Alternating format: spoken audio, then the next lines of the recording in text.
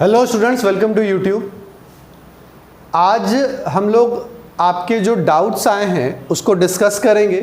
ये वो डाउट्स हैं जो मुझे आपके द्वारा प्राप्त हुए हैं मेरे व्हाट्सएप के नंबर पे।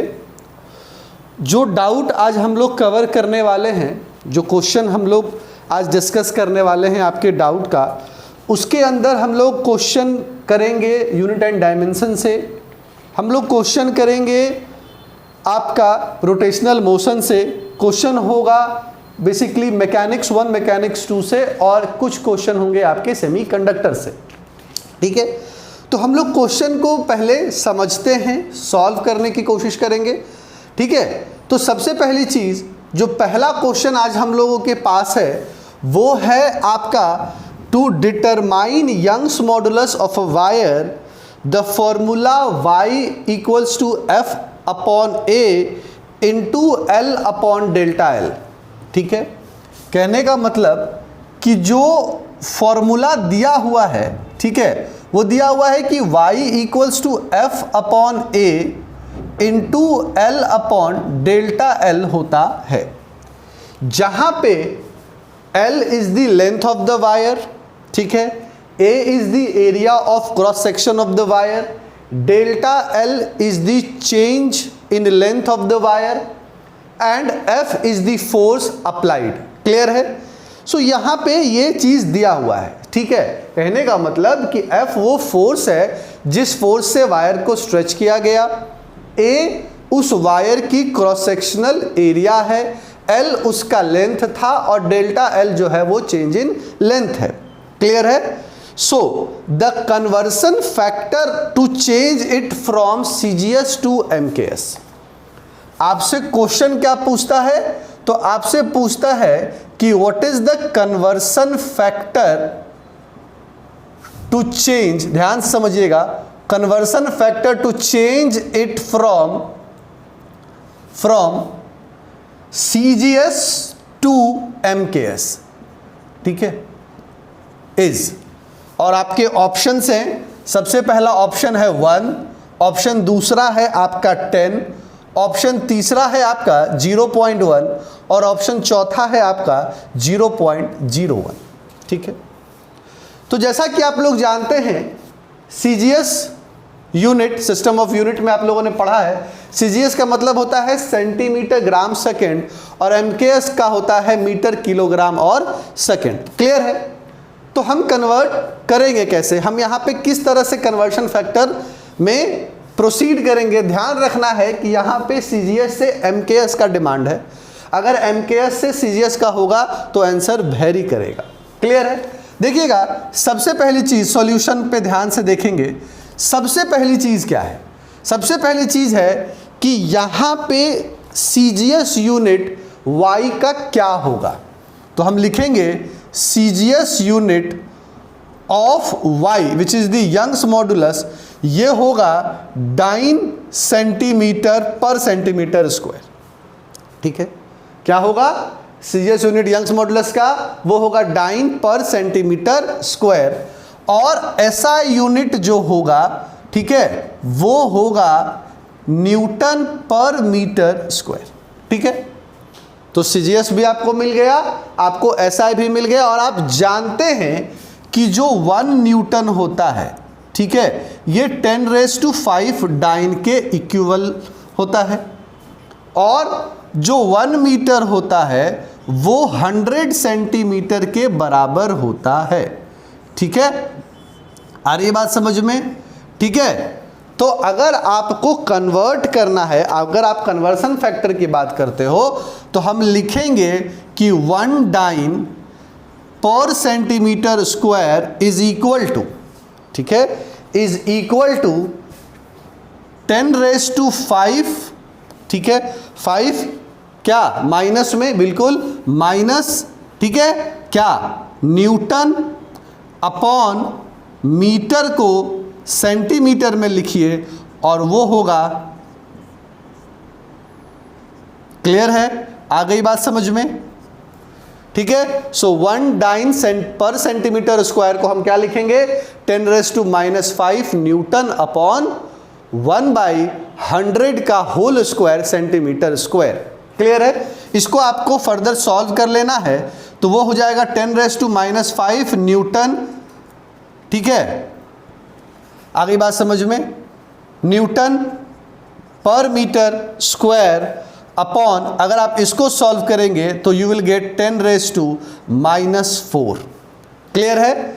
ये ऊपर जाएगा और आपको मिलेगा 19 centimetre square equals to 10⁻⁻1 newton per metre square, which is equal to 0.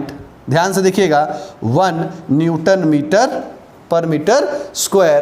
Clear है? सो यहां से आपसे कोई पूछता है कि what is the conversion factor, तो आप ये आंसर देंगे। ठीक है? सो पहला क्वेश्चन हम लोगों का सॉल्व हो चुका है।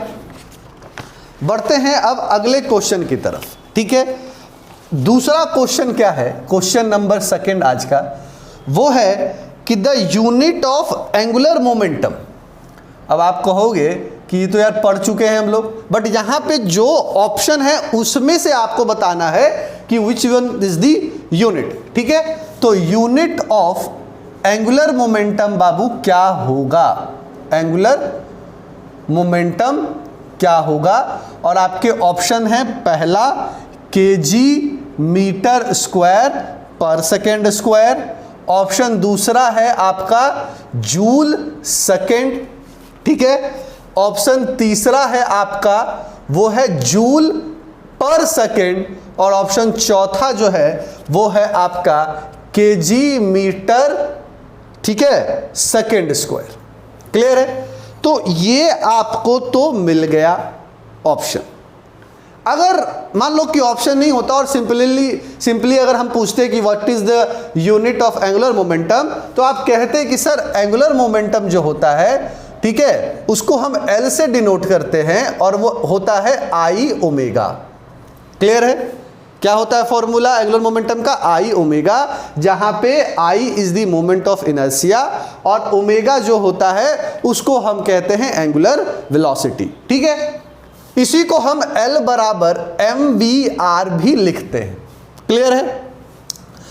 तो अगर आप देखो m is the mass, v is the velocity and r is the radius. ठीक है, तो इसकी जो यूनिट होगी, अगर आप इस फॉर्मूले से समझना चाहें तो होगी केजी मीटर स्क्वायर पर सेकेंड। क्या होगा? अगर आप देखो तो इसकी यूनिट क्या होगी? केजी मीटर स्क्वायर पर सेकेंड।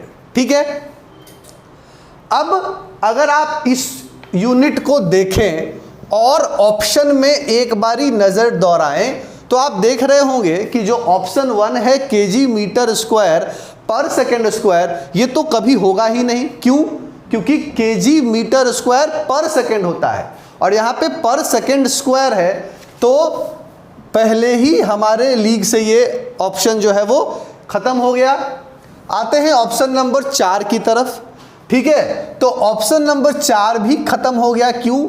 आप समझ रहे हो?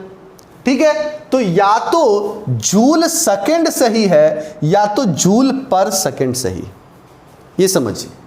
तो अब दोनों में से सही कौन सा है, इसके लिए आप अगेन याद करो, यूनिट एंड डायमेंशन में आपने पढ़ा था कि क्या महत्व है डायमेंशनल फॉर्मूला का। समझ रहे हो मेरी बात?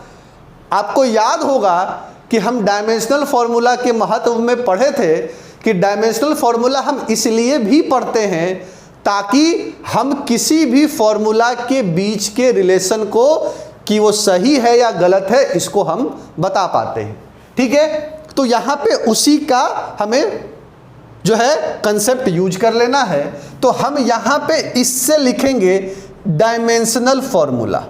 क्या लिखेंगे? Dimensional formula. आ गई बात समझ में? तो डायमेंशनल फॉर्मूला क्या होता है एंगुलर मोमेंटम का? तो होता है ml स्क्वायर t माइनस 1। ये होता है भाई, क्या होता है? ml square t minus 1। Clear है? तो अब ऑप्शन देखो वापस से, जूल सेकेंड या जूल पर सेकेंड। ठीक है, तो जूल किसकी यूनिट है? वर्क की यूनिट है। वर्क मतलब क्या होता है? देखिए समझिए मेरी बात को, वर्क मतलब क्या होता है? वर्क की यूनिट होती है जूल। ठीक है, और वर्क क्या होता है? तो वर्क होता है बाबू आपका फोर्स इनटू डिस्प्लेसमेंट। फोर्स का डायमेंशन या सीधा हम अगर वर्क का डायमेंशन अगर आपको याद हो तो वो होता था ml² t-2। सही है, ml² t-2। ठीक है, तो अगर हम यहां पे पर सेकेंड कर दें, समझना मेरी बात, अगर हम यहां पे पर सेकेंड कर दें, वर्क पर सेकेंड कर दें, तो डायमेंशन क्या हो जाएगा इसका? ml² t-3। क्लियर है? और अगर हम यहां पे वर्क सेकेंड कर दें, ठीक है, तो उसका हो जाएगा ml² t-2। ठीक है, और यहां पे t आप इसको फर्दर सॉल्व करेंगे, आपको मिलेगा ml² t-1। नाउ सी, इसका डायमेंशन और इसका डायमेंशन आप इसके डायमेंशन से कंपेयर करें, तो आप देख रहे हो कि वर्क पर second which is also called joule पर सेकेंड, इसका डायमेंशन और इसका डायमेंशन जो है वो मैच नहीं खा रहा है, पर work second which is the joule second, इसका डायमेंशन और इसका डायमेंशन मैच खा रहा है। इसका मतलब जो यूनिट है वो यूनिट क्या है आपका? तो वो यूनिट है जूल सेकेंड बाबू। ठीक है, यूनिट क्या है आपका? यूनिट है आपका joule second, which is the option second is the correct option. ये भी आपका गलत है। समझ में आ रहा है? 1 2 3 4 में सेकेंड ऑप्शन करेक्ट है। ठीक है, मतलब जूल सेकेंड जो है वो करेक्ट ऑप्शन है। चलिए अब अगले सवाल की तरफ भी आगे बढ़ जाते हैं। अगला सवाल क्या कहता है कि which one of the following is not a unit of Young's modulus. Question क्या कहता है? क्वेश्चन कहता है कि इन चार ऑप्शन में से, मैं ऑप्शन लिख देता हूं पहले, क्वेश्चन हमारा तीसरा है, होप आप समझ रहे होंगे। ठीक है, तो ऑप्शन है न्यूटन पर मीटर, दूसरा ऑप्शन है न्यूटन पर मीटर स्क्वायर, तीसरा ऑप्शन है डाइन पर सेंटीमीटर स्क्वायर, और चौथा ऑप्शन है मेगा पास्कल। आ गई बात समझ में? पास्कल याद है, प्रेशर में आपने पढ़ा हुआ है, प्रेशर की यूनिट होती है पास्कल। क्लियर है? तो इनमें से कौन, मतलब Newton per metre square, dine per centimetre square और मेगा पास्कल, इनमें से कौन सी यंग्स मॉडुलस की यूनिट नहीं है बाबू? ठीक है, तो देखिएगा, सबसे पहली चीज समझिए, अभी आपने पहला क्वेश्चन ही यंग्स मॉडुलस से करा है। फॉर्मूला आपको पता है? नहीं पता है तो मैं लिख देता हूं कि यंग्स मॉडुलस y बराबर होता है आपका F/A into L upon delta L। Clear है? जहां पे y यंग्स मॉडुलस है, F is the force which is applied, A is the area of cross section, L is the length and delta L is the change in length. Clear है? तो length की unit, ऐसा unit बोलो metre, delta L की metre, metre metre cancel, बचा इसका unit. अरे बात समझ में, हम लिखेंगे कि unit of Young's modulus is the unit of F/A। भाई होगा कि नहीं होगा? तो फोर्स की यूनिट न्यूटन, सही है, न्यूटन, और एरिया की यूनिट मीटर स्क्वायर, इसका मतलब न्यूटन पर मीटर स्क्वायर, ये जो है this is the unit of Young's modulus. इसका मतलब कि सेकेंड ऑप्शन तो आंसर होगा नहीं, क्योंकि पूछ क्या रहा है? नहीं होना चाहिए, ये तो है। क्लियर है? अगर हम सीजीएस में बात करें, सीजीएस यूनिट में बात करें, तो न्यूटन के लिए डाइन, क्लियर है, और एरिया के लिए सेंटीमीटर स्क्वायर। आ रही बात समझ में? तो डाइन सेंटीमीटर स्क्वायर, क्लियर है, तो dine per centimetre square is again the unit, which means कि थर्ड ऑप्शन भी नहीं होना चाहिए। यहां पे थर्ड यूनिट तो उसका है ना यूनिट, तो ये तो आंसर नहीं होना चाहिए। क्लियर है? अब बात करते हैं हम लोग मेगा पास्कल पे, तो देखोगे कि यंग्स मॉडुलस y बराबर F/A होता है बाबू। तो force per unit area, pressure, pressure की यूनिट पास्कल, इसका मतलब है कि मेगा पास्कल जो है वो इसकी यूनिट है। मेगा पास्कल इसकी यूनिट है, तो इसका यूनिट कौन नहीं होगा? जाहिर सी बात है कि यार ये है, तो सीधा बात है कि न्यूटन पर मीटर इसका आंसर नहीं होगा, विच मीन्स कि option 1 is the correct option. आ रही है बात समझ में? ठीक है, चलिए अब अगला क्वेश्चन पे हम लोग बढ़ते हैं। क्वेश्चन आप मेरे साथ सुने और कोशिश करें कि साथ ही क्वेश्चन को लिख लिया जाए तो ज़्यादा बढ़िया होगा। ठीक है, चलिए क्वेश्चन क्या कहता है? क्वेश्चन कहता है कि a refrigerator transfers 180 joule of energy in 1 second. Sorry, कहने का मतलब कि एक रेफ्रिजरेटर है, वो रेफ्रिजरेटर 180 जूल की एनर्जी 1 सेकेंड में ट्रांसफर कर देता है, तब जब टेम्परेचर -3 डिग्री सेल्सियस से, ठीक है, 27 डिग्री सेल्सियस हो रही होती है। Calculate the average power consumed assuming no loss of energy during the process. समझ रहे हो मेरी बात? कहने का मतलब क्या है कि भाई एक रेफ्रिजरेटर है, क्वेश्चन नंबर 4, एक रेफ्रिजरेटर है, तो वो रेफ्रिजरेटर क्या कर रहा है? वो रेफ्रिजरेटर 180 जूल की एनर्जी ट्रांसफर कर रहा है। पहले कुछ होगी ना, तो यहाँ पे ऑप्शन पहले मैं लिख दूं 18 वॉट, ऑप्शन दूसरा 54 वॉट, ऑप्शन तीसरा 20 वॉट और चौथा option which is 120 what. Clear है? सो 18 वॉट, 54 वॉट, 20 वॉट, 120 वॉट, ये तो आपके ऑप्शन गिवन है ना। ठीक है, ट्रांसफर कर रहा है कितना? 180 जूल पर सेकेंड, तो Q2 जो हुआ ये हो गया 180 जूल, आ रही बात समझ में, पर सेकेंड। ये क्या है बाबू? तो ये वो हीट ट्रांसफर है, आ गई बात समझ में, ये वो हीट ट्रांसफर है जो वो कर रहा है। क्लियर है? अब देखिए यहां पे टेम्परेचर कहां से कहां तक गया? तो टेम्परेचर गया -3 डिग्री सेल्सियस से कहां तक? तो 27 डिग्री सेल्सियस के बीच में। अब जब हमने फिजिक्स थर्मोडायनेमिक्स पढ़ा था तो हमने कहा था कि हमको टेम्परेचर डिग्री सेल्सियस में ना काम कर करके केल्विन में काम करना है। ऑप्शन में, क्वेश्चन में डिग्री सेल्सियस में दिया हुआ है तो केल्विन में चेंज करेंगे, और केल्विन में चेंज करने का सबसे आसान तरीका आपको पता है कि आप इसमें क्या करोगे? आप इसमें 273 ऐड कर दोगे, जो आएगा टेम्परेचर केल्विन में दिखाएगा।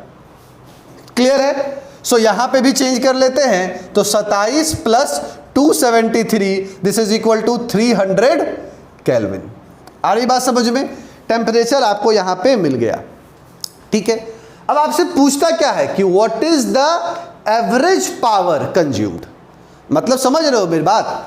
अगर 180 जूल की एनर्जी एक रेफ्रिजरेटर ट्रांसफर कर रहा है -3 डिग्री से 27 डिग्री के बीच में, तो वो एवरेज कितना पावर कंज्यूम करेगा। क्लियर है? तो उसका फॉर्मूला आपने पढ़ा हुआ है, आपको याद होना चाहिए। फॉर्मूला है कि beta equals to Q2 upon W and this is equal to T2 upon T1 minus T2। भाई समझ रहे हो मेरी बात? क्या होगा? Beta equals to Q2 upon W is equal to T2 upon T1 minus T2। ठीक है, चाहिए क्या अपने को? अपने को तो W चाहिए। ठीक है, तो हम लिखेंगे, समझना मेरी बात, हम लिखेंगे W अपॉन Q2। कैसे लिखे? इसको क्या किया? घुमा दिया, तो W upon Q2 is equal to T1 minus T2 upon क्या? आप कहो T1 माइनस T2 अपॉन क्या? T2। ठीक है, तो हमको चाहिए W, तो W इक्वल्स टू Q2 और इधर T1 minus T2 upon T2। ठीक है, नाउ Q2 दिया हुआ है, T1 पता है, T2 पता है, वैल्यू को बैठाइए। ठीक है, तो आपको मिलेगा W बराबर, देखो 180 और T1 माइनस T2, देख लो सीधा यहीं पे मैं एक बार में लिख दूंगा। 300 में से 270 गया तो कितना बचा? 30। एक बार में डायरेक्ट यहीं लिख देते हैं। ठीक है, और T2 कितना हो गया? तो T2 हो गया आपका 270। सही है? आ गई बात समझ में? क्योंकि यही हमारा क्या निकल के आ रहा है, this is the average power consumed. Unit क्या होती है पावर की? W। ठीक है, वॉट। समझ रहे हो? 0 से 0 कैंसिल, यहां से कैंसिल 9, ये कैंसिल 20, विच मीन्स W बराबर 20 क्या? वॉट। अब देखो कि क्या ऑप्शन में 20 वॉट है। बिल्कुल है। ऑप्शन थर्ड जो है ये करेक्ट ऑप्शन हुआ आपका। समझ रहे हो मेरी बात को? चलते हैं अगले डाउट की तरफ जो आपका व्हाट्सएप पे मिला रोटेशनल मोशन से। ठीक है, चलिए नेक्स्ट डाउट पे बढ़ते हैं।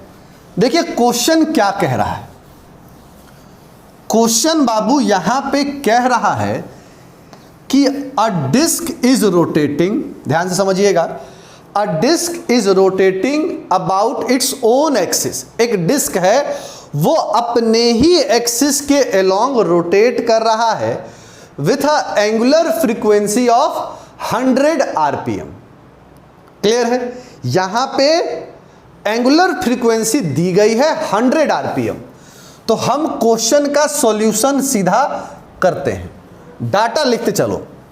तो W विच इज दी ω1 ये क्या दिया हुआ है 100 आरपीएम। ठीक है, आरपीएम का मतलब क्या था? Rotation per minute. When a mass of 100 gram is placed, मतलब कोई मास है तो mass is equal to 100 gram is placed at 10 centimetre, मतलब R बराबर कुछ 10 सेंटीमीटर दिया हुआ है। ठीक है, is placed at 10 centimetre from its centre, then its angular frequency become 50 RPM. सही बात है यार। अगर एक डिस्क है और 100 पे चल रहा है, 100 पे रोटेट हो रहा है, अगर आप उस डिस्क के ऊपर एक वेट रख दीजिएगा उसकी स्पीड थोड़ी स्लो हो जाएगी। क्लियर है? तो यहां पे ω2 जो दिया हुआ है वो दिया हुआ है 50 आरपीएम।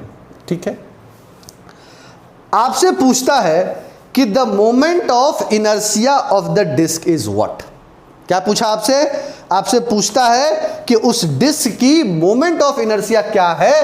क्लियर है? और आपके ऑप्शन है 5 × 10⁴ ग्राम सेंटीमीटर स्क्वायर, ऑप्शन दूसरा 10⁴ ग्राम सेंटीमीटर स्क्वायर, ऑप्शन तीसरा 10⁻³ ग्राम सेंटीमीटर स्क्वायर और ऑप्शन चौथा 10⁵ ग्राम सेंटीमीटर स्क्वायर। क्लियर है? आ रही बात समझ में? तो आप जब आपने एंगुलर ऑफ मोमेंटम पढ़ा था कंसेप्ट, तो आपने उस एंगुलर मोमेंटम के कंसेप्ट में principle of conservation of angular momentum भी पढ़ा था कि बिफोर इक्वल्स टू आफ्टर। ठीक है, तो हम यहां पे सॉल्यूशन देखते हैं। क्वेश्चन समझ गए हैं आप लोग? हम लिखते हैं। ठीक है, खैर जब आप IIT वाईटी के लिए सॉल्व करोगे तो आपको इतना लिखना नहीं, आप तो सीधा वैल्यू रख करके सॉल्व करेंगे, बट आपको समझाने के लिए हम लिखेंगे कि let the moment of inertia, ध्यान से, let the moment of inertia of the disc be I. Disc की मोमेंट ऑफ इनर्शिया क्या है? आई है। क्लियर है? तो हम लिखेंगे by conservation of angular momentum. ठीक है, by conservation of angular momentum I ω1 is equal to I dash ω2 होगा। ω1 क्या था? पहला रोटेशन, ω2 दूसरा। क्लियर है? समझ रहे हो मेरी बात? तो यहां पे हम जानते हैं एक फॉर्मूला, और फॉर्मूला होता है कि I2, ये फॉर्मूला आपने पढ़ा हुआ है, I2 equals to I1 plus MR1 square. ये फॉर्मूला आप ऑलरेडी जानते हैं, ऑलरेडी, ठीक है, जानते हैं। क्या होता है? I2 equals to I1 plus MR square. ठीक है, आ गई बात समझ में?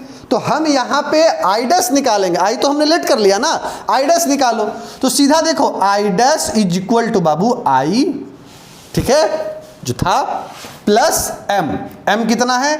100 ग्राम। अब चाहो तो यहां पे SI में भी चेंज करके काम कर सकते हो, बट इस क्वेश्चन का वो डिमांड है भी नहीं। ठीक है, तो हम जो यूनिट दिया हुआ है उसी में काम करेंगे। क्लियर है? और ये कितना हो गया आपका? तो ये हो गया बाबू आपका, ध्यान से देखिएगा, ये आपका कितना हो गया? तो ये हो गया आपका 10 सेंटीमीटर का स्क्वायर। क्लियर है? तो I dash is equal to I plus ध्यान से देखिएगा, इसको समझिएगा। ये हो गया आपका 10⁴, ठीक है। ये तो आपको आइडियस की वैल्यू मिल गई। अब यहां पे कंजर्वेशन रूल यहां लिखा हुआ है, वैल्यू को उठाइए आइडियस की और कंजर्वेशन रूल वाली वैल्यू पर रख दीजिए। क्लियर है? तो आपको क्या मिलेगा, I ω1 100 है इज इक्वल टू I, ध्यान से देखिएगा, I प्लस 10⁴ और इधर हो गया बच्चा 50। क्लियर है? आ गई बात समझ में? इस 50 से ये 100 दो बारी में कट गया, तो आपको क्या मिला, आपको मिला 2I is equal to, clear है? ध्यान से देखिएगा, आपको क्या मिला, ठीक है, आपको यहां पे मिला, ठीक है, 2I equals to I plus 10⁴। Clear है? यूनिट क्या होगी, तो ग्राम सेंटीमीटर स्क्वायर। काहे कि डाटा दिया हुआ था ग्राम में और सेंटीमीटर में, तो हमने कहीं तो चेंज करा नहीं। ठीक है, अब ये इधर प्लस से इधर जाकर के क्या देगा, माइनस हो जाएगा। तो 2I minus I is equal to I is equal to 10⁴ gram centimetre square. ये आपका आ गया ना मोमेंट ऑफ इनर्शिया। अब आप देखो कि क्या ऐसा कोई ऑप्शन है इनमें से, जो ऑप्शन हमने लिखा, क्या वैसा कोई ऑप्शन है? तो बिल्कुल ऑप्शन दूसरा है। ठीक है, विच मीन्स कि ऑप्शन सेकंड जो है ये इस क्वेश्चन में करेक्ट है, बाकी सारा इनकरेक्ट है। ठीक है, चलिए ये हमारा क्वेश्चन हो गया। आ गई बात समझ में? अब अगला क्वेश्चन जो है, ठीक है, वो क्वेश्चन है आपका सेमीकंडक्टर से। क्वेश्चन क्या है आपका, सेमीकंडक्टर से दिया हुआ है। क्लियर है? तो हम लिखते हैं, ठीक है, question given that the mobility of electron in germanium. समझिएगा क्वेश्चन को, ठीक है, लिखा हुआ है कि given that the mobility of electron in germanium is 0.4, ठीक है, आ रही बात समझ में, 0.4 मीटर स्क्वायर पर वोल्ट सेकेंड। जर्मेनियम के अंदर इलेक्ट्रॉन की मोबिलिटी बाबू दी गई है, विच इज 0.4 मीटर स्क्वायर पर volt second, and electronic charges 1.6 into 10⁻⁻19 coulomb. How many donor atom, ध्यान दीजिएगा, आपने पढ़ा हुआ है, जब हम लोग सेमीकंडक्टर पढ़ते थे तो हमने वहां पे डोनर और एक्सेप्टर के बारे में पढ़ा है। ठीक है, तो क्वेश्चन कहता है कि how many donor atom per metre cube, which is the volume. ठीक है, so how many donor atom have in semiconductor of conductivity 500 MHO per metre. Clear है? आ गई बात समझ में? तो क्वेश्चन बहुत सिंपल सा है। क्वेश्चन है कि मोबिलिटी ऑफ इलेक्ट्रॉन जर्मेनियम में दिया हुआ है, इलेक्ट्रॉनिक चार्ज दिया हुआ है, तो आपसे पूछता है कि कितने डोनर एटम होंगे एक सेमीकंडक्टर में जिसकी कंडक्टिविटी 500 MHO पर मीटर की है। आपके ऑप्शन है, ठीक है, आपके ऑप्शंस क्या क्या हैं, 8 इंटू 10⁻21, ऑप्शन दूसरा 8 इंटू 10⁻15, ऑप्शन तीसरा 5 इंटू 10⁻21 और ऑप्शन चौथा 8 इंटू 10⁻16। क्लियर है? आ रही बात समझ में? तो देखिए यहां पे हम लोग जो दिया हुआ वैल्यू है उसको लिखते हैं। सबसे पहली चीज यहां पे दी गई है mobility of electron in germanium, तो हम उसको लिख देते हैं इस तरह से। क्लियर है? वो दिया हुआ है आपका 0.4 मीटर स्क्वायर पर वोल्ट पर सेकेंड। इलेक्ट्रॉनिक चार्ज E बराबर दिया हुआ है बाबू 1.6 10⁻⁻19 कूलम। क्लियर है? कंडक्टिविटी दी गई है 500 MHO पर मीटर। क्लियर है? आ गई बात समझ में? तो आपको यहां पे क्या निकालना है, आपको निकालना है how many donor atom. Formula आपको याद होना चाहिए कि कंडक्टिविटी बराबर होता है Ne which is the charge carrier QUE, यहां पे ना UE लिख देते हैं। ठीक है, म्यू ई, ठीक है, नॉट यू, म्यू। क्लियर है? सो यहां से आपको चाहिए क्या बाबू? आपको चाहिए Ne, which is the number of donor atom, and this is equal to sigma upon Q, ठीक है, म्यू ई, ठीक है। यहां पे सबकी वैल्यू दी गई है, म्यू है 500, Q है 1.6 इंटू 10⁻⁻19 और ये दिया हुआ है 0.4। क्लियर है? नंबर ऑफ इलेक्ट्रॉन आपको यहां से मिल जाएगा और वही नंबर ऑफ इलेक्ट्रॉन जो होगा वो डोनर एटम कहलाएगा। जब आप इस सब वैल्यू को सॉल्व करिएगा तो you will get some around 7.8 into 10⁻21। Clear है? सिंपल कैलकुलेशन है, बहुत कोई कॉम्प्लेक्स कैलकुलेशन तो है नहीं।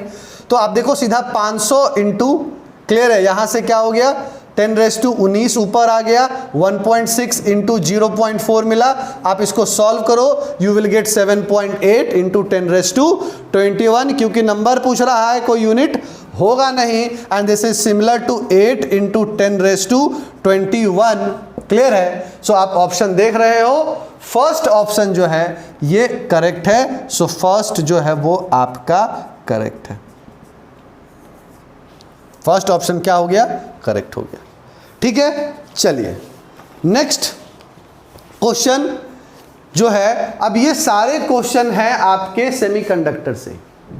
तो हम लोग क्या करेंगे कि सेमीकंडक्टर के और भी जितने क्वेश्चन हैं उनको एक सेपरेट वीडियो में कवर करेंगे। तब तक के लिए इसको लिख लीजिए, और अगर आपको किसी भी तरह का और भी कोई डाउट है तो आप मुझे मेरे व्हाट्सएप पे वो डाउट भेज सकते हैं। हम लोग कोशिश करेंगे कि जितनी जल्दी हो वो वीडियो आप तक पहुंचाई जाए। व्हाट्सएप का नंबर डिस्क्रिप्शन बॉक्स में भी है और व्हाट्सएप का नंबर यहाँ पे भी आप नोट कर सकते हैं, वो है 9798788627। जितना क्वेश्चन आप भेजेंगे हम लोग सॉल्व कर करके आप तक वीडियो पहुँचाते रहेंगे। तब तक के लिए धन्यवाद।